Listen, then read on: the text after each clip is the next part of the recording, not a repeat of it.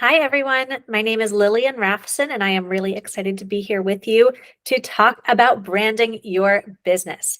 And I hope that you have been enjoying your time with the Rebloom program so far. I can't wait to see your websites. I love seeing the before and after and all of the growth in between. So I hope that you are enjoying it and getting so much out of it.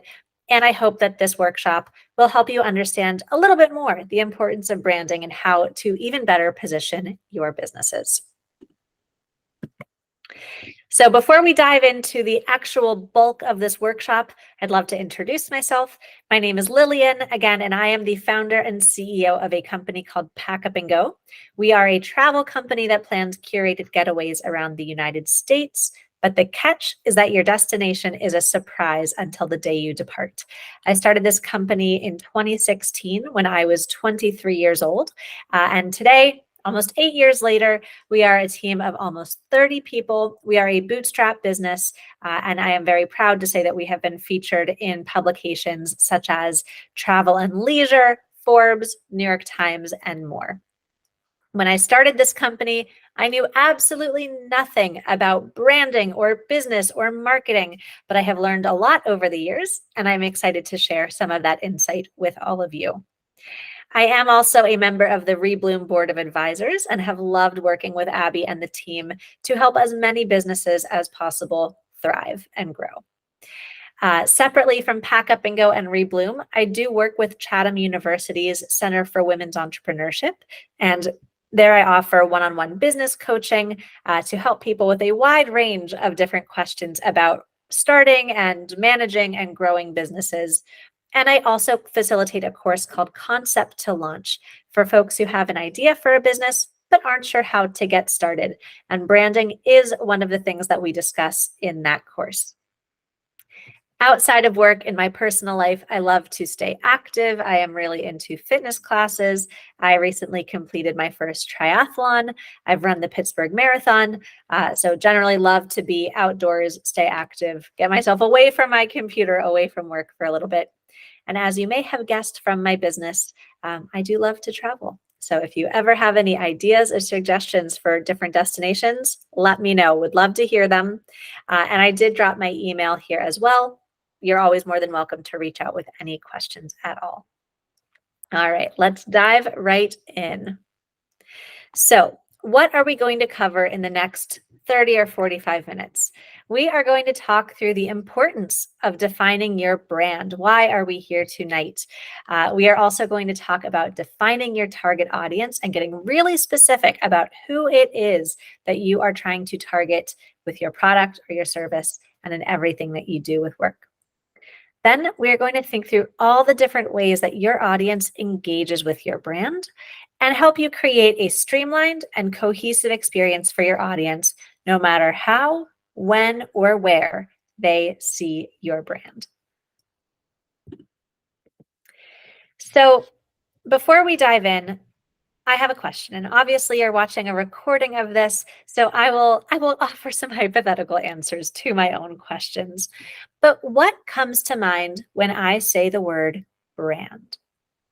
For a lot of people, the first thing that your mind conjures up are a couple of iconic brands. So maybe your first thought was Nike or Apple. And when you say those names, you can immediately picture their logos.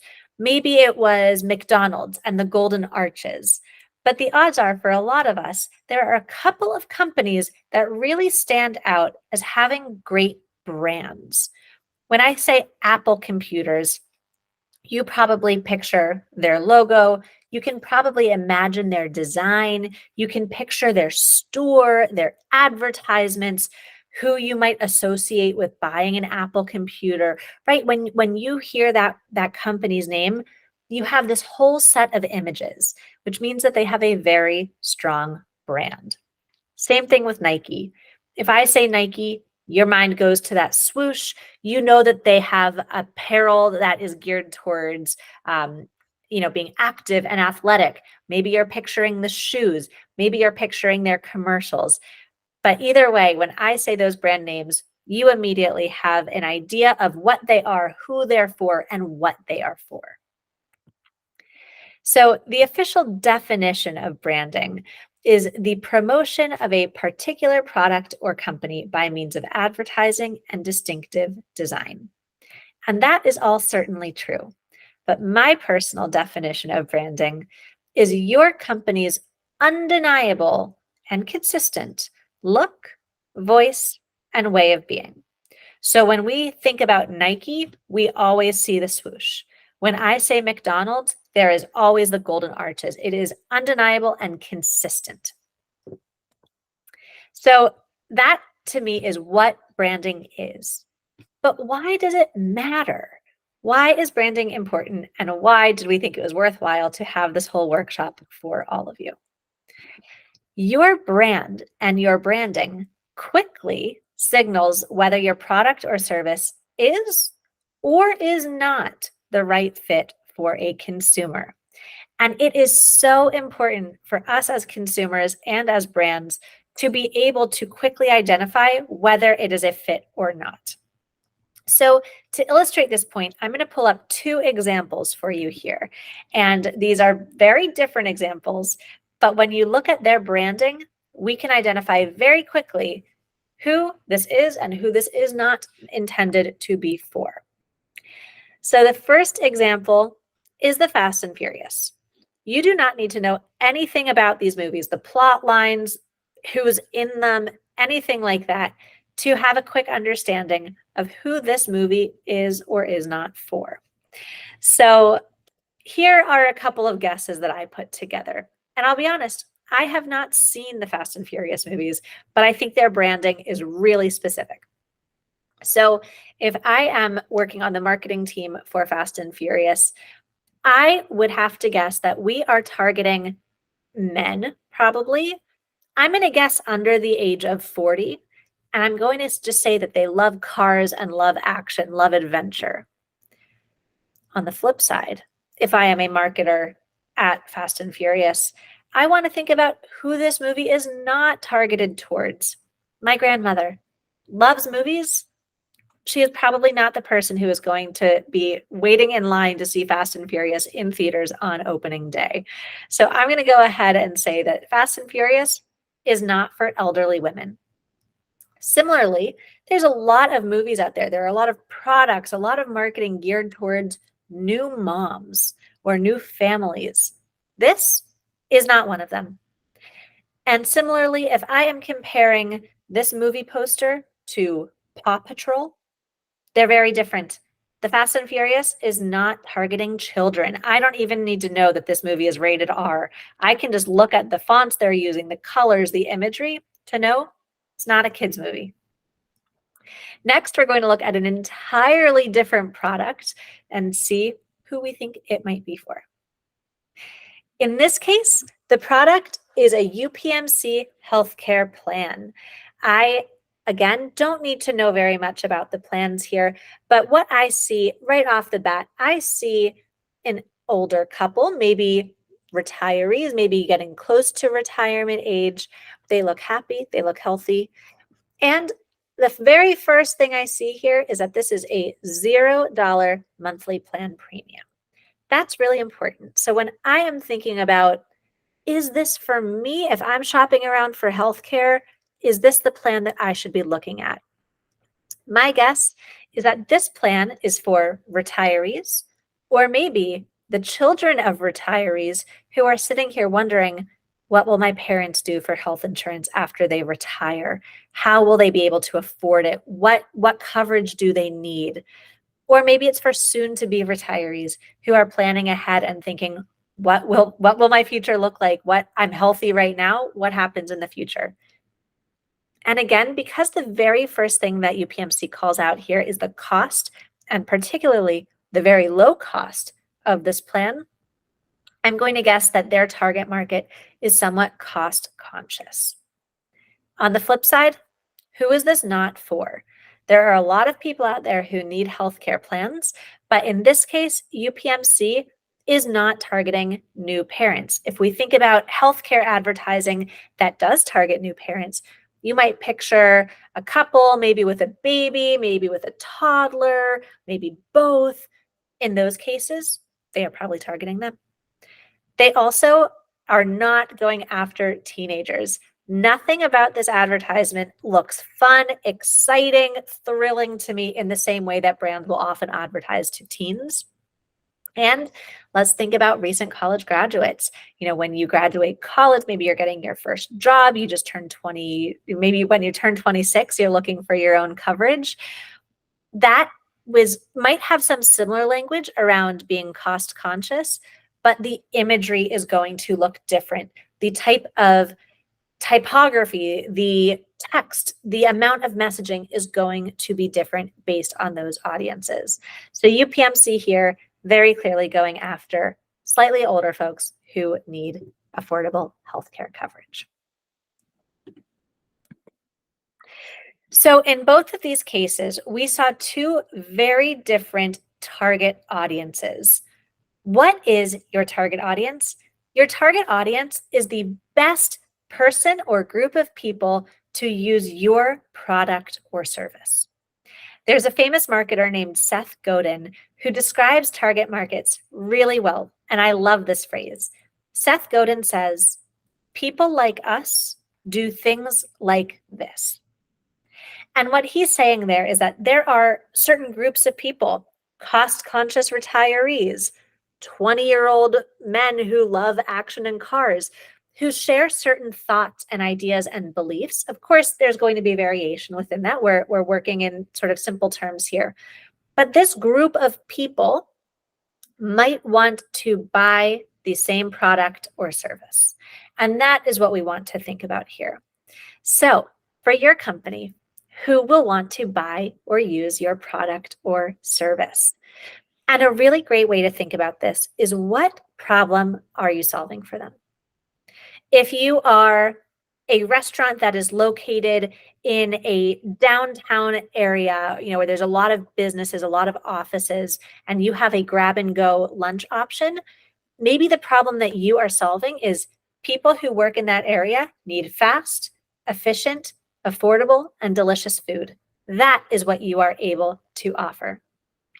On the flip side, if you are selling luxury handbags, you are solving the problem of style, prestige, status. That is what you are offering.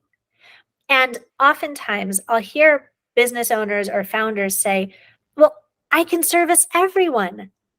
Just because you can doesn't mean you should.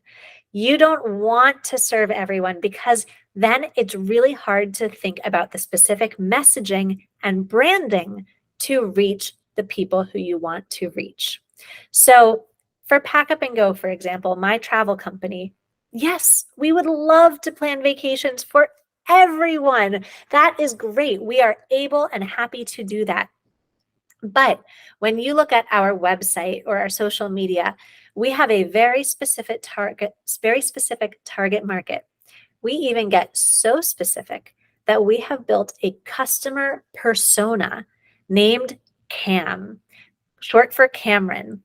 And this target market, Cam, is a 29-year-old nurse who lives in Philadelphia.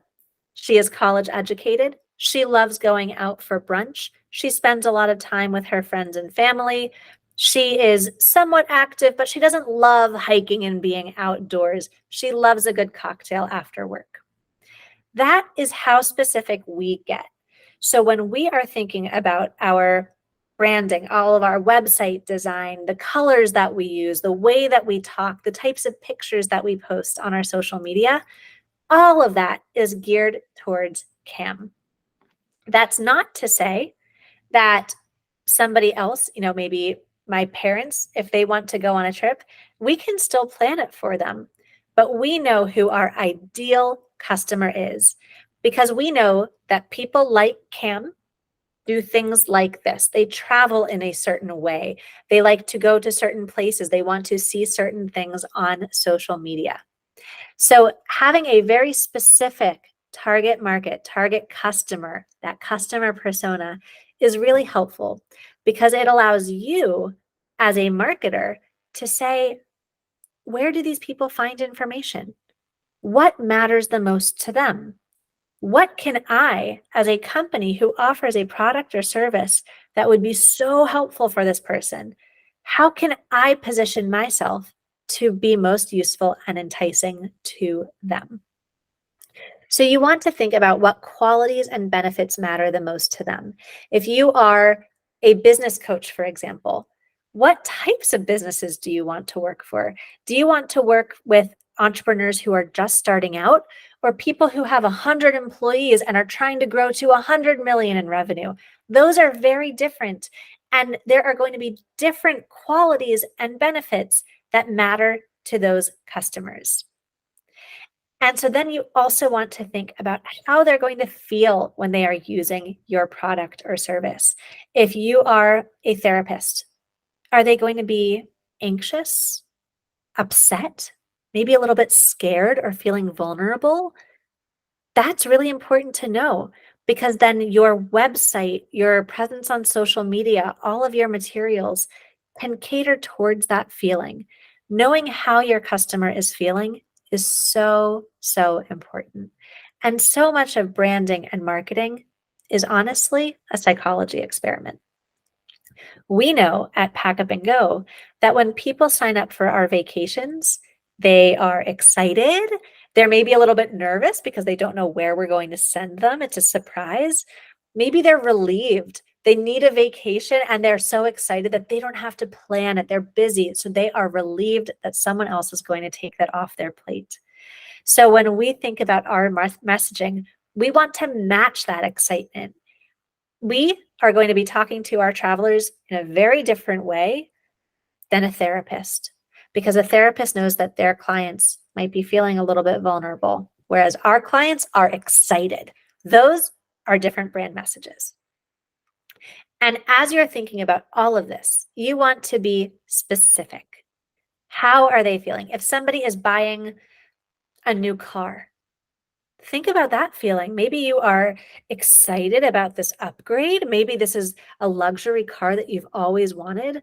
Maybe if you're shopping for a minivan, you have a growing family and you are looking for safety features. You are concerned about storage. You really want to think about who it is that is buying your product or service.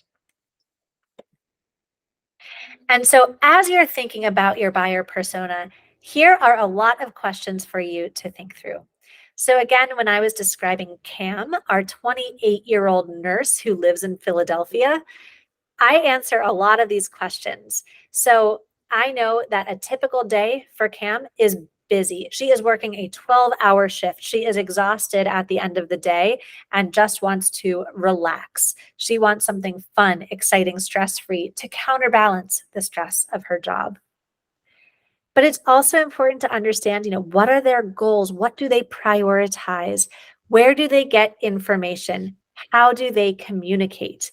If we think about that UPMC advertisement for maybe soon to be retirees, they are probably not getting information about their health insurance plans on TikTok.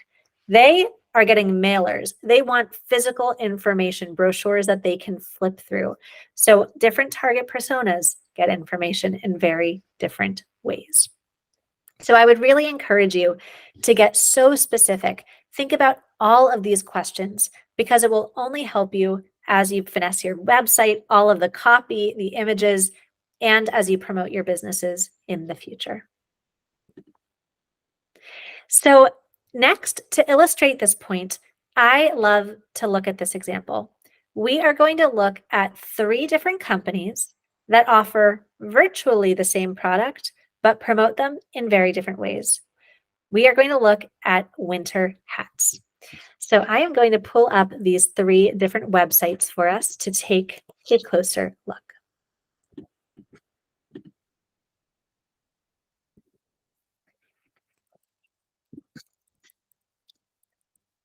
All right.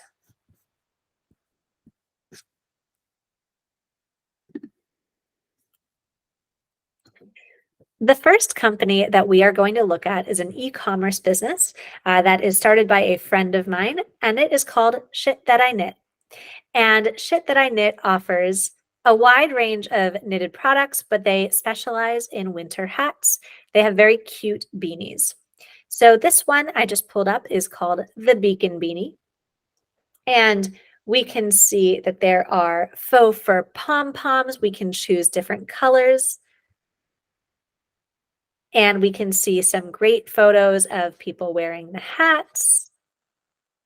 And so when I look at Shit That I Knit and their hats, I can immediately get a sense of who might be interested in this product. So let's look. They describe their product as, "It's here, our first ever lightweight hat that is effortlessly chic and designed to keep you warm this winter season. It's more of a fitted beanie that's made of merino and alpaca wool. Machine knit, has a fun zigzag pattern that comes with a removable faux fur pom-pom." We can see some basic information here, and we can see that Shit That I Knit employs more than 400 artisans in Lima, Peru, who earn a fair wage to handcraft their designs. They believe in a sustainable supply chain, use ethically sourced materials, and produce the coziest knitwear. So they also come with a cotton dust bag to keep it safe and clean when you're not wearing it. We have customer reviews. And this is so helpful because I might really resonate with this brand. I love that they are working with different artisans in Lima, Peru, paying fair wages. I can see start to finish who this hat might be for. I can see people looking very effortlessly chic in the city, doing some light hiking, looking very cute, very cool in this hat. Next, I'm going to change gears and go to a very different brand that offers essentially the same thing, a winter hat. This is Patagonia. So when I look at the way that Patagonia describes their hat, well, this is a picture of a man. They're targeting men, not women. But let's look at how Patagonia describes their hat. It is a classic cuff beanie made with warm, comfortable, recycled wool and recycled nylon blend, made in a fair trade certified factory. We can learn more about the people who made it. And let's keep reading. Let's see what else Patagonia has to say. Oh, everything we make has an impact on the planet. So we can see that this is a fair trade certified recycled materials. We can learn more about where this factory is. And we can read more about Patagonia's footprint. Patagonia is also very vocal about the environmental impact that every single product they make has on the environment. And they are very clear about that. So while Shit That I Knit was talking about being effortlessly chic, promoting artisans in Lima, Peru, providing you a dust bag so that your hat stays clean when you're not using it, Patagonia is also talking about where their products are made, but they have a much heavier emphasis here on the environmental impact of this product. So you can see those are virtually the same hats, except this one doesn't have a faux fur pom-pom, but they are talking to different customers who are looking for different things in their winter hat. Our third example of a winter hat is REI. So REI has this, the Melody beanie. Looks a little bit different. It's not knit, but REI is focused on outdoor activity. People who shop at REI are probably skiers, hikers, snowshoers. So let's see how REI targets this customer. When they describe their hat, they say it is made for the see your breath hikes and snowy slopes you'll enjoy all winter long. This outdoor research Melody beanie offers a plush, warm head layer for any cool to cold quest. We can see technical specs. It is best used for fitness, snow sports, or hiking. They talk about the fabric being warm and breathable, that it's wicking moisture, and it dries fast for comfort during activity. And this is so important because that is what matters to an REI customer. They want to know that if they are going hiking or snowshoeing, how is this hat going to perform for them? So all three of these companies are essentially selling identical products, but they know they are very, very specific about who is shopping their product, and they shape all of their messaging around that customer. Let me pull up those slides again and we'll continue on. And now that we have those three examples in our minds, let's take a closer look at consistency. So all three of those brands were very, very consistent about the visuals that they provided for their products, the way that they describe their products, and we didn't get into this, but the platforms that they use to promote their products. So first, let's talk about visual consistency. This is an important one, especially as you're designing your website. The first thing I want you to consider is, what does your brand look like? That's a really hard thing to decide as an entrepreneur, as a business owner. And yes, at Nike, at Apple, they have entire teams of people who are just dedicated to determining what their brand looks like. For most small businesses, it's one person, so you get to choose. But as you are determining what you want your brand to look like, it's really important to think about, what would my target customer expect my brand to look like? So first, let's think about fonts. What type of font would resonate with your target market? If we're thinking about Comic Sans versus Times New Roman versus the sort of fun, trendy font Lobster, Comic Sans might be a great font for products or services that are geared towards children, versus Times New Roman might be a little bit more professional, a little bit more cut and dry.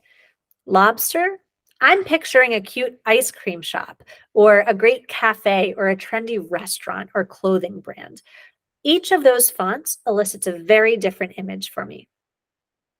What's also important, when we talked about the definition of branding as being your company's consistent and undeniable way of showing up no matter where, how, or when someone sees you, I want to make sure that once you choose your fonts, you are consistent.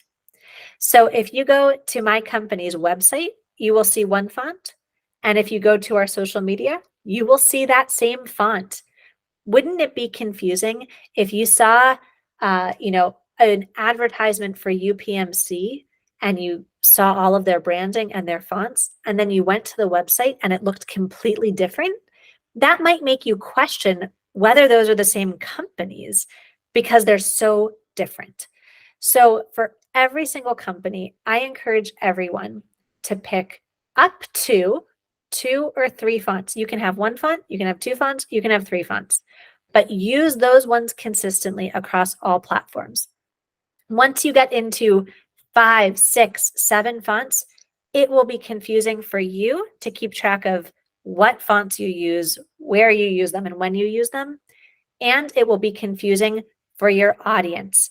They want to know that they are working with the same company no matter where they find you. And fonts are a really easy way to stay consistent. Colors, also really important. What types of colors will resonate with your target market for your product or service? And I'm going to say this is a challenging one, because sometimes the best color for the service that you're offering, it might not be your favorite color. Your favorite color might not make sense for your product or service. So let's just say that my favorite color is red. I love the color red. Can't get enough of it. If I am offering a service, maybe I offer therapy and bereavement services, I don't know that red is the right color for my business. Red has a very intense connotation. When people think of red for a brand, they think of the Fast and Furious movies, right? Whereas if I am offering bereavement services, I might want more calming term or calming colors. Same thing if I'm opening a spa. When was the last time you walked into a spa and everything was red? No, if I'm in a spa, I want calming blues, tans, neutral colors. I want to feel like I'm at the beach. So again, separating your personal preference from what your target customer wants from your brand. And then same thing with your fonts. Pick 2 to 3 colors and use those consistently. This will also make it easy for you as a business owner to not have to make those choices all the time. What colors am I using? What fonts am I using? You already know. So again, going back to this UPMC advertisement, first, let's think about their fonts. Their fonts are easy to read, although I know the text is small because of my screenshot here. Sorry about that. But the font is easy to read. They did not go for Comic Sans or a very tight cursive, again, because of their target market. It's very professional. It's a very clean, easy font. It is not trendy. It is not cute. I would describe it as professional. And let's look at which fonts they used. There are 2 of them. There is this font, the sans serif font, and then there's a different font that their logo is in. There are 2 fonts on this whole page. In terms of the style, I see 3 different sizes. 1, 2, 3, but they're all in the same font. And the only thing that is italic on this page is for life. And again, if we think about who they're trying to target here, and this I believe is part of UPMC's tagline, so they're allowed. But there is a lot of text on this. UPMC wants to be thorough, informative. Make sure you have the information that you need. Then let's look at their colors. Purple, a caring color. Purple has a very approachable vibe to it. Again, not that bright red or bright pink. Imagine if this whole advertisement was a neon pink. That would probably be confusing or maybe a little bit off-putting for their target market, a slightly older demographic. So their purple is very caring. I associate the color purple with health and with wellness. And then they have a black accent font here, or accent color here. Very professional, very clean. So again, you can imagine how different this advertisement would be if they were using a Comic Sans font in baby blue and pink, right? Those would be different vibes. And so they are really thinking about who their target customer is with the way that they describe and promote this plan. Next, let's talk about vocal consistency. What does your brand sound like? So what type of language resonates with your audience? Remember when Shit That I Knit, the hat, they were talking about being effortlessly chic. If I am their target market, yeah, I want to look effortlessly chic. And if I am REI's client, yeah, I want to know that this is great for the outdoors and for keeping my head cool.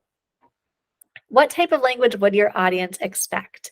Is your language formal, casual? Do you use trendy phrases? If you are targeting, people who identify as women, maybe Gen Z and young millennial, are you saying, hey girl, UPMC is not. UPMC is saying, we are here for you. So you can think about, how casual your brand is, how trendy your brand is, or are you a little bit more classic?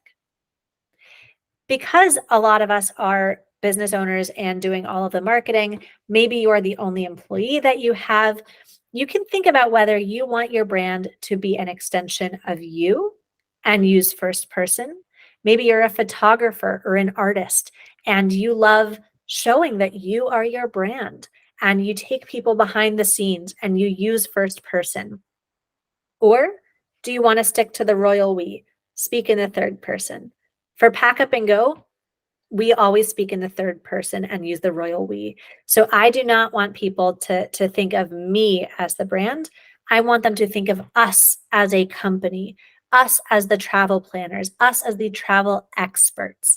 So rather than saying, this is a trip I planned this week, we say, this is a trip we planned this week when we are promoting our trips on social media. And then Think about in the same way that we thought about our target customer as a person and built that customer persona, think of your brand as a person. Are they funny? Are they serious? Are they thorough? Do they use a ton of exclamation marks, or are they more of period users? Are they caring? Are they considerate? Are they straight to the point? Think about your company as a person and how they show up in the world. And you can craft your messaging and your voice and your tone around that. So an example here that I'm going to use for thinking about vocal consistency, Tiffany & Co. Classic jewelry brand, has been around since the 1800s. You can probably picture the Tiffany blue color. I went to Tiffany's website and on their social media because I was curious what type of language and vocal consistency a brand like Tiffany uses. Tiffany & Co., from a vocal consistency perspective, is very professional. They are not using any slang or trendy terms. They are certainly not swearing. And what I noticed was that even on their social media, in the captions on every Instagram post, they were speaking in full sentences with periods and punctuation. They did not have any exclamation marks. They are not trying to be funny. They are not trying to be cute. They are simple, timeless, straight to the point. Versus if I am shopping from a local jeweler on social media, I'm finding their website, following them, looking at their content, they might be saying, hey, we make beautiful jewelry for special events, for weddings, for, dressing up. Maybe there are exclamation marks. Maybe it's, more in the first person. You can see how they might have very different target markets, because a local jeweler might want their audience to be people who love shopping small, love shopping locally, love to get to know the people behind the brand. Whereas for Tiffany's, they are looking for clients who are looking to spend a lot of money. They want a timeless, classic piece who may be made by any number of jewelers. We don't know who the individual jewelers are behind Tiffany's. You are shopping for the brand. So again, very different brand experiences. And then let's think about platform consistency. So where does your brand show up? This is really important, going back to thinking through those questions about your target audience, because the first question you want to ask yourself is, where does your target market get information? Are they on TikTok, LinkedIn, getting brochures and catalogs in the mail? Depending on your product or your service, that answer is going to be different. And this is important because it can feel really overwhelming to promote your business. And there are so many different ways and places to promote your company. But the good news is that you do not have to do all of it. If you are offering a B2B service, LinkedIn might make the most sense for you. If you are a professional speaking coach, then you might find your clients on LinkedIn. Versus if you are selling shoes, then maybe your target market, if they are a little bit younger, maybe they're on TikTok or Instagram. If you are selling shoes for an older demographic, maybe they expect to get brochures in the mail, or they're on Facebook. So you can think about where your clients or your customers find information and promote yourself there. Again, think of this as a psychology experiment. You are putting yourself in their shoes, thinking about the problem that you are solving, and showing up in that way. You can also think about what type of information your clients want from a brand. Again, if we're thinking about clothing or shoes, do they want specific details about where the materials come from and the environmental impact? Or do they just want to see really cute, inspiring pictures of the product? Do they want you to be a thought leader, or do they just want a simple and straightforward solution? The answer is going to be different for every single company. And then you can think about how often your customer wants to hear from brands. I know I subscribe to a lot of different newsletters from a lot of different companies, And some of them are far too often. Others, I get a newsletter and I think, oh, I almost forgot about that company. So maybe they could be emailing me a little bit more frequently. Again, this is going to be completely different for all of you based off of your companies and based off of your target market. But I would really seriously consider what your product sounds like, looks like, and how often you show up for your clients, no matter who you are or what you are offering. And lastly, I want to talk about a couple of different tools and resources to help you build a consistent and thorough brand. The first resource that I recommend is Canva. Canva is a great tool and a great resource for all of you for all things graphic design. There is a free version of Canva, which works beautifully, or you can upgrade to a paid version of Canva. And Canva is really helpful because it allows you to save your brand colors, your font, your logos. So they make it really easy to be consistent. Again, we want you to stick to the same fonts and colors no matter what you're making for your company, whether you're making flyers or an Instagram post or a LinkedIn banner. On Canva, you can very easily make everything look consistent by saving those brand assets. They also have amazing templates that are already existing, or you can build your own templates for social media or printed materials. Again, we want your brand to be consistent no matter how, when, or where someone hears about you. So if you have printed postcards that you're bringing to the farmer's market where you're selling your homemade jams and you're posting about them on social media, you can have those look consistent. So if somebody sees you in person and then finds you online, they know that they found the same person, the same company. MailChimp is a really great way to send newsletters to your clients. So MailChimp makes, again, they have a sliding scale where they have a free version similar to Canva, but the more subscribers you get, you start to pay a little bit more. But MailChimp is amazing because similar to Canva, you can save your brand colors, you can make templates so that every single one of your newsletters looks visually consistent. Again, we want your branding to look the same across all of your platforms. Now that you're going to have this beautiful website, your newsletters can match. And maybe you're like me. Maybe you say, Lillian, I am not a design person. That's why I'm working with Rebloom to have them help me make my website beautiful. I get it. It's really hard. And so there are a lot of websites that make it easy to hire freelance designers. Fiverr and Upwork are two examples. And you can work with freelancers from Fiverr or from Upwork to help you build a template in MailChimp or a template in Canva. So they can build the base, and then you can go in once a month, every 2 weeks to make your newsletter. But that way, you know that your branding is going to be completely consistent. Everything will match your beautiful website that you're building, and it will all speak to your target audience. So I hope that all of this information was helpful. I know that it was a lot to cover. So if you have any questions, please don't hesitate to reach out to Abby, who will pass them along to me. You can email me, or we will find another way to get in touch to make sure that we have a chance to answer them. Thank you all so much, and I hope you enjoy the rest of your time working with Rebloom.